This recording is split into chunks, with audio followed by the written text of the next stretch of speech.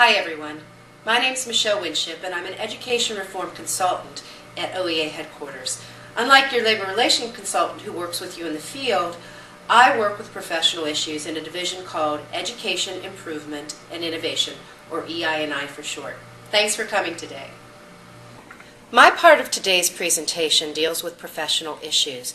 Especially for new teachers, there's a lot of change going on in Ohio. So I want to take you through a few of those changes, particularly with licensure and the Licensure Code of Professional Conduct, so you know what's in store for you now and coming down the road in a few years. All right, we are ready to move on to current professional issues for today's early career teachers. You should have 4 different handouts. One of them is licensure information for early career teachers, front and back. The other is the formative assessment cycle in Ohio. You have my residency program, what can I do to get started?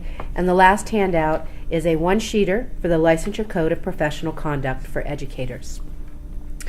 A lot of the change that has recently taken place is a result of House Bill 1, or the budget bill that was passed this summer. Basically, it was a huge education reform bill, and there are quite a few pieces that affect new teachers.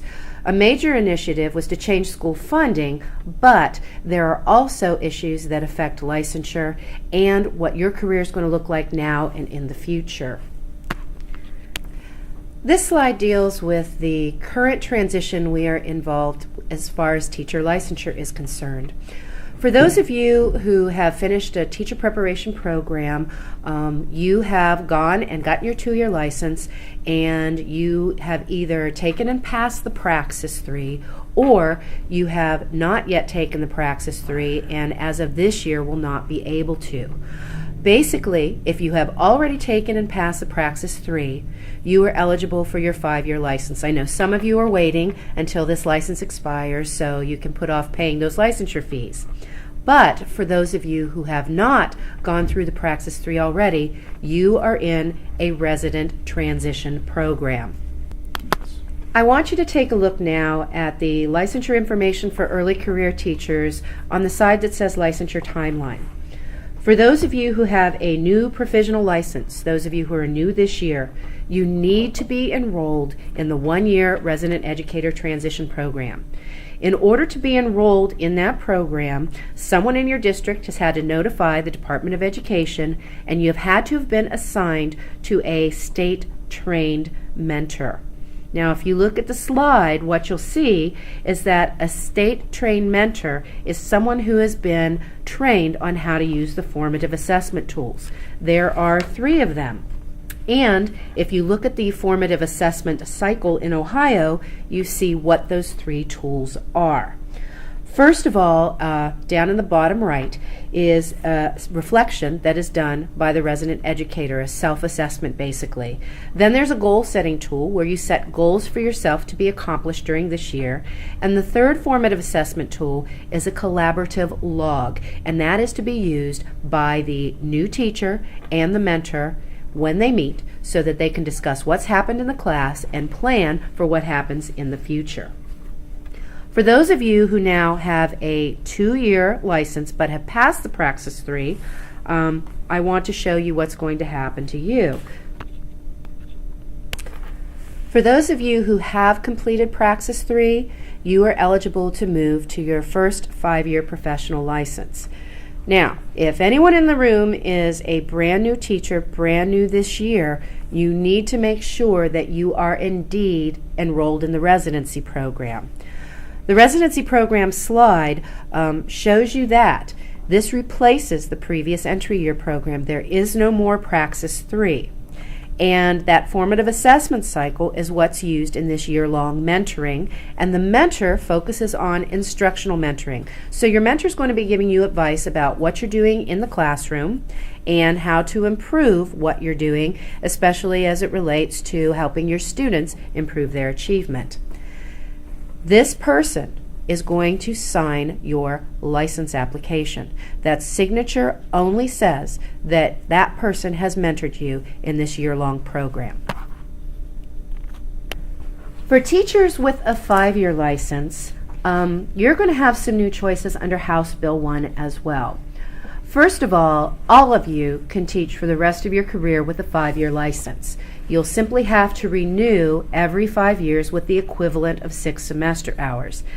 However, at the end of the second renewal, there is still a requirement in the law for you to have 30 semester hours or a master's degree.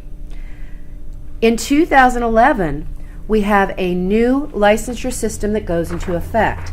And if you flip back on the back page of the licensure information for early career teachers, you're going to see our new 4-tier licensure structure. I took off the resident educator because that's the first tier, but the second tier is the professional educator license, a 5-year license.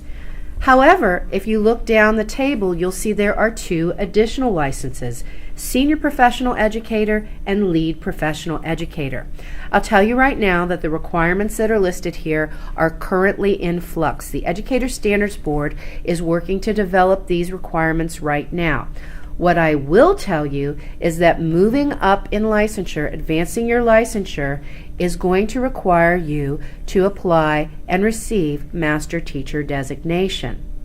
The way that you do that is very similar to that formative assessment cycle, except you'll be preparing a portfolio that will document your performance along the Ohio teaching standards. We're encouraging you to look ahead to these 2 licenses because we really think that they're going to provide new leadership roles for teachers. And we hope that our locals will utilize these 2 licensure levels to fill a need that we currently have in teacher leadership. Licensure changes are definitely going to impact your career, but an important piece that you need to know is how the Licensure Code of Professional Conduct is going to help you keep your job as a teacher. This was actually passed a couple of years ago based on legislation that required the Educator Standards Board to develop it. This is a code of conduct not just for teachers, but for anybody in the state of Ohio who holds a license. So this applies to principals, superintendents, nurses, coaches who have a pupil services license, everybody. The Licensure Code of Professional Conduct has 8 different components, and these are 8 different descriptors about professional conduct.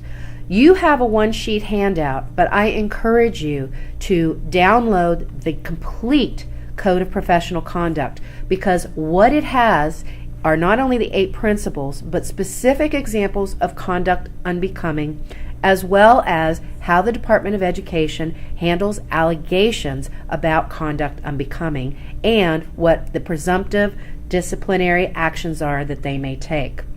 It's important for you as a teacher to be aware that in many cases we are held to a higher standard, and it's also important for you to know that anybody can make a complaint against a licensed educator.